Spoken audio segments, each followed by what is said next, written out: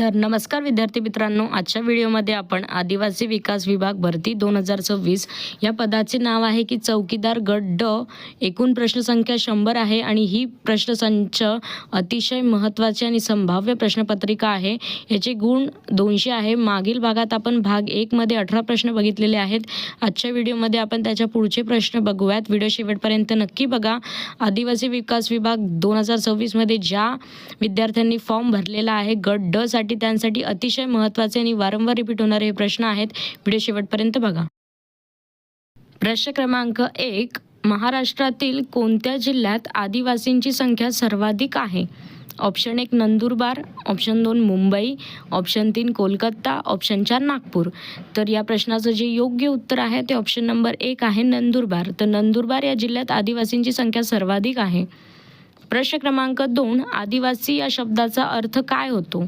Option 1 शहरात राहणारे, option 2 मूळ रहिवासी, ऑप्शन 3 नवीन आलेले लोक, ऑप्शन 4 डोंगरावर न जाणारे. तर या प्रश्नाचं जे योग्य उत्तर आहे ते ऑप्शन नंबर 2 आहे मूळ रहिवासी. तर आदिवासी या शब्दाचा अर्थ आहे की मूळ रहिवासी म्हणजे त्याच गावात राहणारे, पूर्वजांचे जे काही नंतर फॅमिली रेडी होते त्यांना मूळ रहिवासी असे म्हणतात. पुढचे प्रश्न बघूयात. प्रश्न क्रमांक 3, भारताचे राष्ट्रपती होणाऱ्या पहिल्या आदिवासी महिला कोण आहेत? Option 1 Nirmala Sitharaman, option 2 Mamata Banerjee, option 3 Droupadi Murmu, option 4 Sumitra Mahajan. तर या प्रश्नाचं जे योग्य उत्तर आहे ते ऑप्शन नंबर 3 आहे Draupadi Murmu.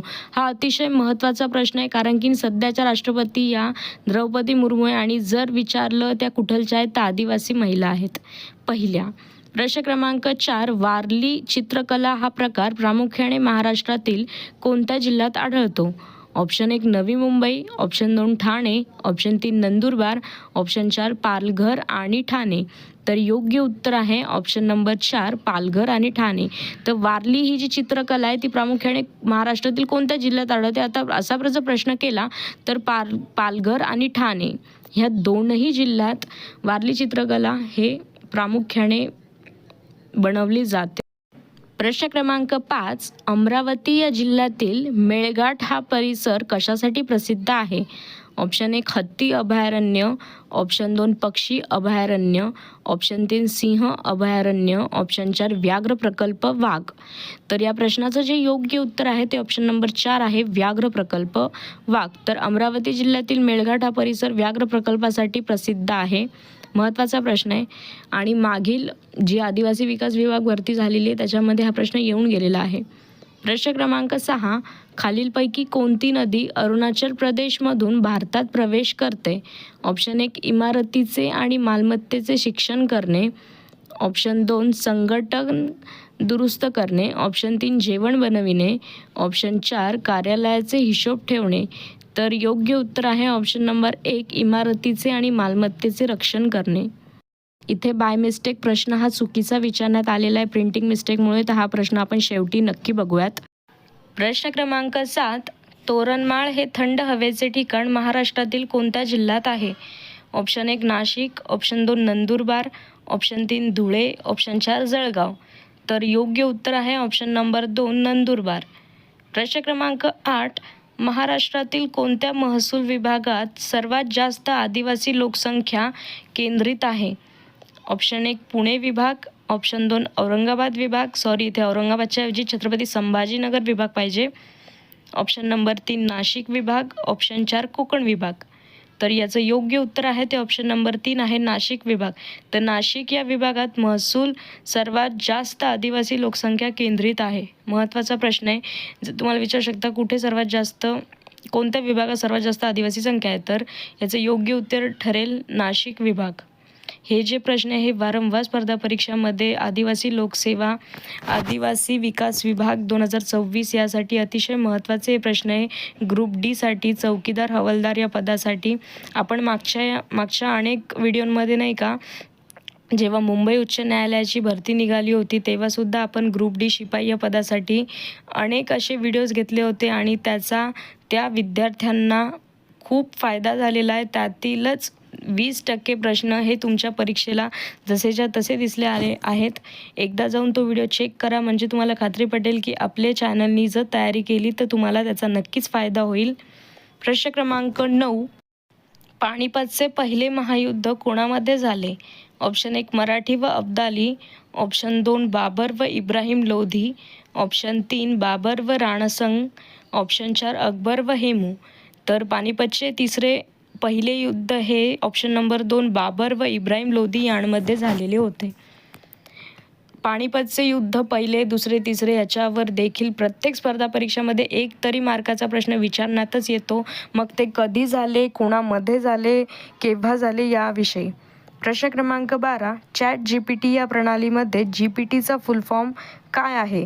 Option 1 general purpose transformer, option 2 generative pre-trained transformer, option 3 global pre-trained translator, option 4 generative predictive technology.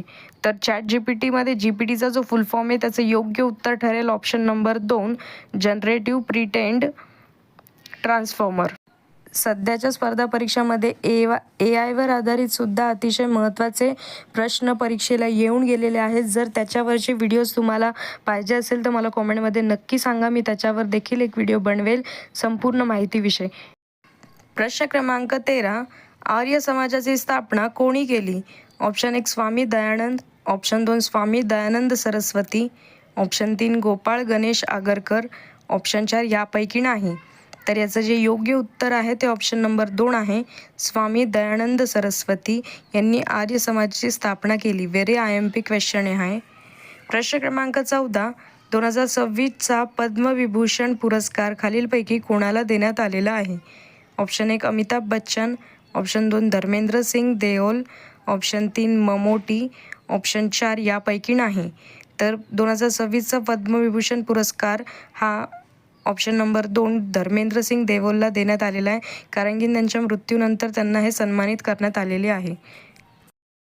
हे जेवढे काही प्रश्न आहे हे नक्कीच याचा तुम्ही सराव करा आणि व्हिडिओ शेवटपर्यंत बघा, कारण की हे अतिशय महत्त्वाचे आहे आणि नक्कीच तुम्हाला फायदा होणार आहे. प्रश्न क्रमांक 15. जागतिक पर्यावरण दिन कधी साजरा केला जातो? ऑप्शन 1 1 मे, ऑप्शन 2 5 जून, ऑप्शन 3 10 मे, ऑप्शन 4 28 मे. तर योग्य उत्तर आहे ऑप्शन नंबर 2 5 जून. प्रश्न क्रमांक 16. मणिभवन हे कोणत्या महान व्यक्तींशी संबंधित आहे? Option 1 Mahatma Gandhi, option 2 Babasaheb Ambedkar, option 3 Lal Bahadur Shastri, option 4 Raja Rammohan Roy. तर याचं जे योग्य उत्तर आहे ते ऑप्शन नंबर 1 आहे महात्मा गांधी. तर महात्मा गांधी हे मणिभवन या महान व्यक्तींच्या संबंधित आहे. प्रश्न क्रमांक 17. 2025ची G7 शिखर परिषद कोणत्या देशात आयोजित करण्यात आली होती? Option 1 France, option 2 Canada, option 3 Italy, option 4 Japan. तर या प्रश्नाचं जे योग्य उत्तर आहे ते ऑप्शन नंबर 2 आहे कॅनडा. प्रश्न क्रमांक 18. छत्रपती शिवाजी महाराजांचा राज्याभिषेक कोणत्या किल्ल्यावर झाला? Option 1 Rajgad, option 2 Shivneri, option 3 Pratapgad, option 4 Raigad. तर याचं जे योग्य उत्तर आहे ते ऑप्शन नंबर 4 आहे रायगड. छत्रपती शिवाजी महाराजांवर आपण एक डिटेल व्हिडिओ बनवणार आहोत, जो की उद्या चॅनलवर अपलोड होऊन जाईल, कारण की आपण यांच्यामध्ये खूप कन्फ्यूज होतो. त्यांचा जन्म कुठे झाला, कधी झाला, केव्हा झाला आणि राज्याभिषेक यांमध्ये फार कन्फ्यूज होतो. त्यामुळेच याच्यावर एक डिटेल व्हिडिओ लवकरच मी बनवणार आहे आणि उद्या तो चॅनलवर अपलोड होईल. प्रश्न क्रमांक 19. भारतरत्न सन्मान मिळवणारे पहिले खेळाडू कोण? Option 1 Sachin Tendulkar, option 2 Sunil Gavaskar, option 3 MS Dhoni, option 4 Kapil Dev. तर याचं जे योग्य उत्तर आहे ते ऑप्शन नंबर 1 आहे सचिन तेंडुलकर. प्रश्न क्रमांक 20. महाराष्ट्रातील पहिले फळांचे गाव म्हणून कोणते गाव घोषित करण्यात आले आहे? Option 1 Bhilar Satara, option 2 Dhumalwadi Satara, option 3 Ashti Beed, option 4 यापैकी नाही. तर याचं जे योग्य उत्तर आहे ते ऑप्शन नंबर 2 आहे धुमाळवाडी सातारा. हे महाराष्ट्रातील पहिले फळांचे गाव म्हणून घोषित करण्यात आलेले आहे. तर आजच्या व्हिडिओमध्ये आपण आदिवासी विकास विभाग भरती 2026 गट ड चौकीदार या पदासाठी काही महत्त्वाचे प्रश्न बघितलेले आहेत. हा भाग 2 आहे. अशाच प्रकारचे आणखी व्हिडिओ बघण्यासाठी आपल्या चॅनलला लाईक, शेअर अँड सबस्क्राईब करा.